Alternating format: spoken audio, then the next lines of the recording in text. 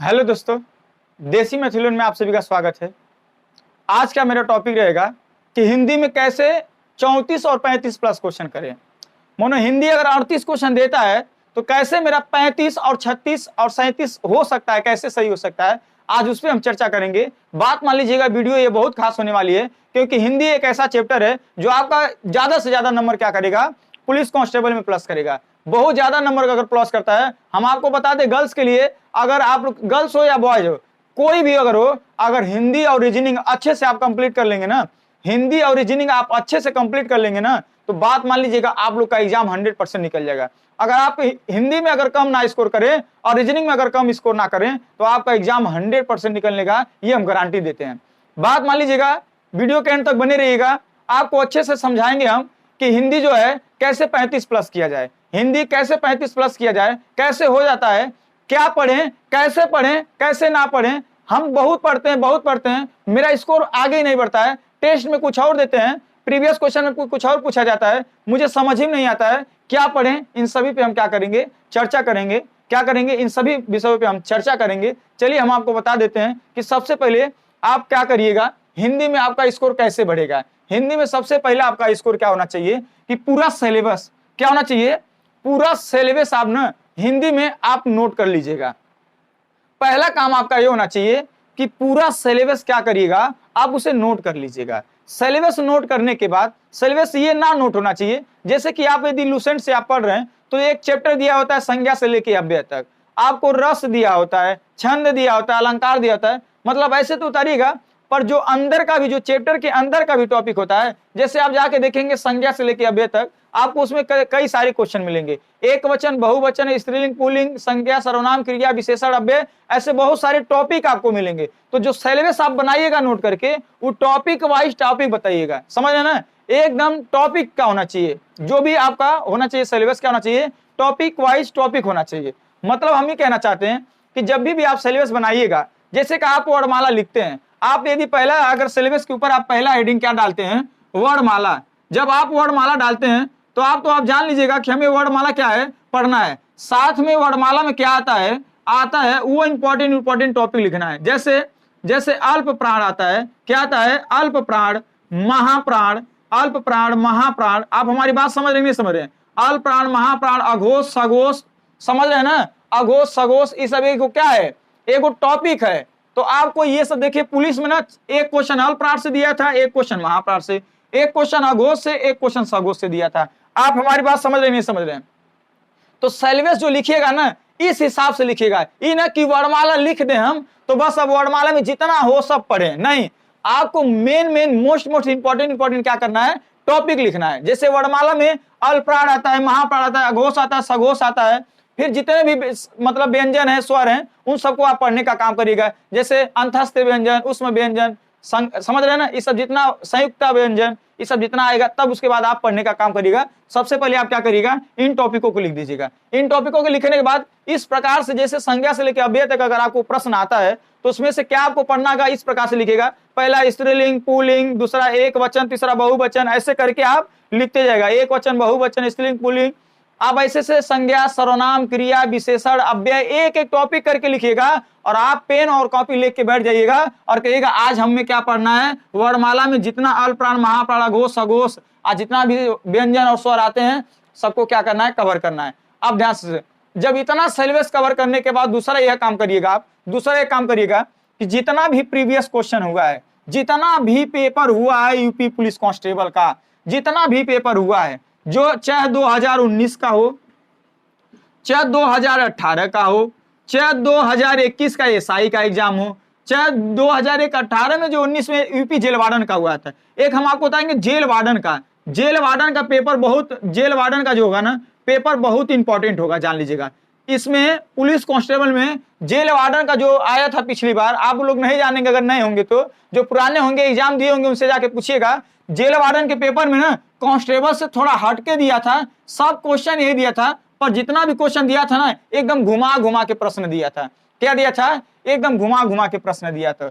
तो इसीलिए कह रहे हैं जितना भी प्रैक्टिस सेट होगा, जितना भी प्रीवियस क्वेश्चन, प्रैक्टिस सेट नहीं, प्रीवियस क्वेश्चन पेपर जो भी अब तक पूछा गया है, सबका हिंदी क्या करिएगा, एक मंगवा लीजिएगा। अगर आपको ऑफलाइन अगर मतलब कोई बुक मिलता है कोई इसका तो भी मंगवा लीजिएगा।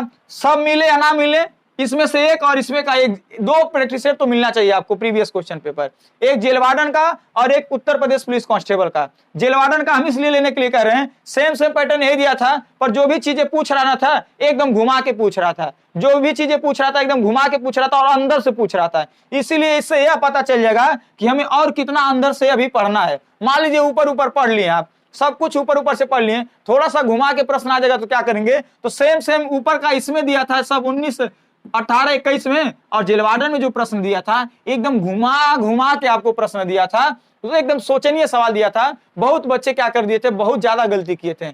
इसलिए हम आपसे निवेदन करेंगे कि जेल वार्डन का प्रीवियस क्वेश्चन मंगा लीजिएगा 2019, 2018, 2021। अगर आपको नहीं मिलता है तो एक वेबसाइट पे आप जाइएगा, सरकारी एग्जाम पे, सरकारी एग्जाम पे जब आप लिखेंगे सरकारी एग्जाम प्रीवियस क्वेश्चन पेपर, तो उसमें आपको एक साइट लिंक मिलेगा, उसको आप क्लिक करेंगे तो पूरा सेलेक्ट एग्जाम, तो सेलेक्ट एग्जाम में यूपी पुलिस में डालिएगा, पूरा जितना पेपर हुआ रहता है सब क्या हो जाएगा, आराम से आ जाएगा। तो आप उसे डाउनलोड कर लीजिएगा पीडीएफ में। पीडीएफ में क्या करिएगा, डाउनलोड कर लीजिएगा।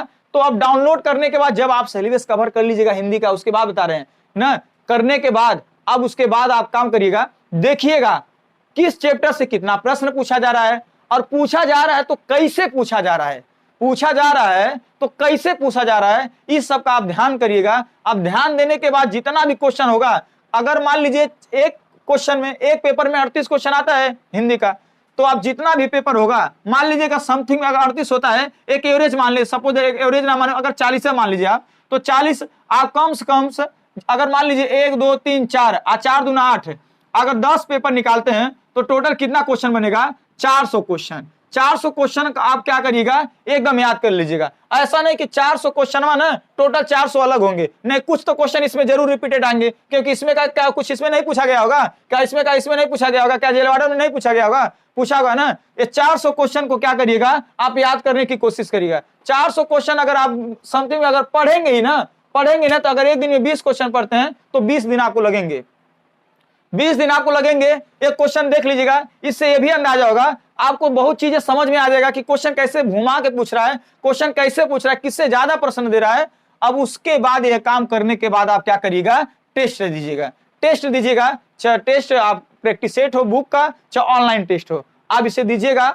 बात मान लीजिएगा आपका स्कोर एकदम क्या हो जाएगा, बढ़ता रहेगा। और ऐसा नहीं कि हम एक बार वर्णमाला पढ़ दिए तब वर्णमाला नहीं, यानी अगर आज वर्णमाला अगर आप मेहनत से पूरा दिन भर लगा दिए, पूरा 10 घंटा अगर वर्णमाला ही पढ़े आप, तो हम आपसे उम्मीद करेंगे कि अगले दिन भी उसे 10 मिनट पढ़ने का जरूर काम करिएगा। 10 मिनट क्या करिएगा, जरूर पढ़ने का काम करिएगा। 10 बार पढ़िएगा जब तक आपको चीजें आ ना जाए। ये जरूर ना कहिएगा कि याद हो गया मतलब याद आ जाएगा, एग्जाम में आ जाएगा, ऑप्शन देखेंगे आ जाएगा, वो देखेंगे आ जाएगा, ठीक है। ये आपको नहीं काम करना है, जो भी याद करना है और 100% याद करना है। और ऐसे चैप्टर के हम आपको नाम बताते हैं, ऐसे चैप्टर के नाम बताते हैं जो अगर वो चैप्टर आप कवर कर लिए, वह चैप्टर आप कवर कर लिए, तो कोई 35 क्वेश्चन से कोई नहीं रोक पाएगा। अगर 35 क्वेश्चन आपके एग्जाम में आएगा, मतलब 35 नंबर से कोई नहीं रोक पाएगा आपका। 35 क्वेश्चन आएगा तो आएगा, 100% आएगा।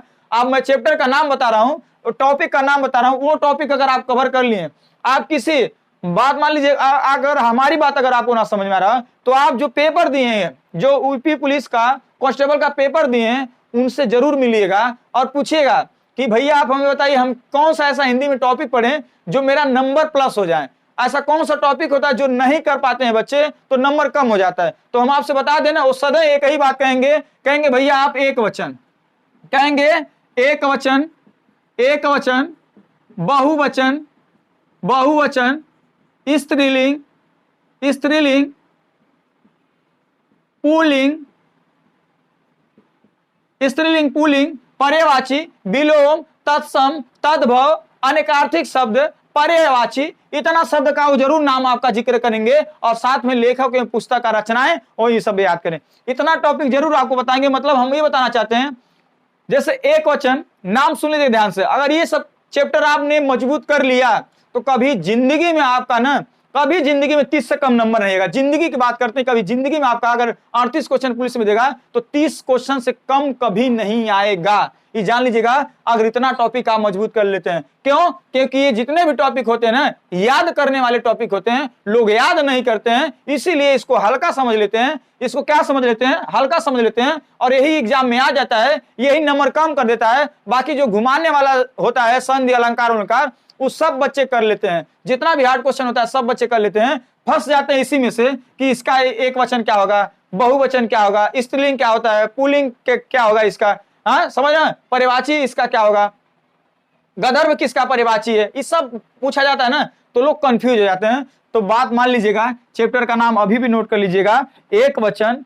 बहुवचन, चैप्टर का नहीं टॉपिक का नाम, एक वचन बहुवचन स्त्रीलिंग पुल्लिंग पर्यायवाची विलोम तत्सम तद्भव अनेकार्थिक एकार्थिक शब्द पर्यायवाची लोकोक्तियां और लेखक एवं जो मतलब जो कवियों भी हैं उनके जीवन परिचय या रचनाएं, ये सब कहानियां होनियां। इतना आप अगर आप कवर कर लेते हैं, आप ईमानदारी से बताइए, इतना कोई टीचर आपको बताएगा? अगर बताएगा तो क्या करेगा बताइए? ज्यादा से ज्यादा जितना हम नाम लिए हैं वो आप खुद से कर सकते हैं। आप क्या कर सकते हैं? खुद से कर सकते हैं। यानी जितना भी टॉपिक बताएं वो सब याद करने वाली बातें हैं। क्या याद करने वाली बातें हैं? अगर टॉपिक आप कवर कर लेते हैं तो कोई नहीं रोकेगा, जान लीजिए कोई नहीं रोकेगा। आपका आराम से 35, 36, 34 इतना नंबर आराम से पुलिस कांस्टेबल में बनेगा, जान लीजिएगा। ठीक है, उम्मीद करते हैं वीडियो जरूर आपको समझ में आया होगा हल्का सा। अगर जरा सा भी समझ में आया होगा तो प्लीज लाइक शेयर सब्सक्राइब करने से आपको कुछ नहीं जाएगा। चलिए तब तक के लिए नेक्स्ट वीडियो मिलते हैं। जय हिंद, जय भारत।